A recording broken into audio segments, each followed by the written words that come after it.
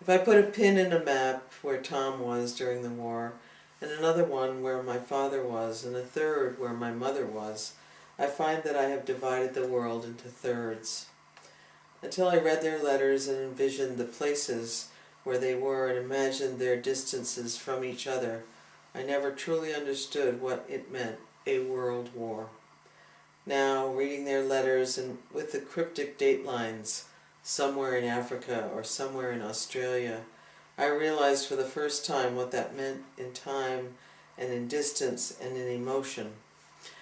My grandparents sat with their maps and traced the progress of the war, which was spreading like an infectious disease. Soon the conflicts covered the globe, and every moment of that time their children were in peril. Their friends and their neighbors received the words that they dreaded. The War Department regrets to inform you. Roger Ward, John Dunlop, Cam Allen, Tom Platt, so many names of the sons who never returned could have rolled off their tongues at any moment, or at any time later in their fortunately long lives. Born as I was just barely 3 years after the end of the war, knowing about World War II was like knowing about the sky or the earth.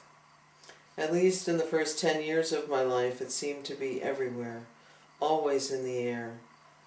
Most movies were about the war. There were air raid drills, and there was always talk of the war, as if it lurked just outside our windows at night. At school, we practiced covering our heads and getting underneath our desks. At home, if my mother heard a siren, her face would freeze and she would herd Chris, that's my sister, and me into the basement and wait for the all-clear signal. These drills continued to take place, but they faded as time went on. It took longer for my mother to realize that the sound of a siren did not mean that we were about to be bombed. It took her quite a while to realize that sirens sometimes meant a fire in town. In the basement, my father kept a supply of canned goods, tins of crackers, candles, and jugs of distilled water, just in case. There was a feeling, something intangible I can't define, a feeling that the war, like a bad dream, could come back.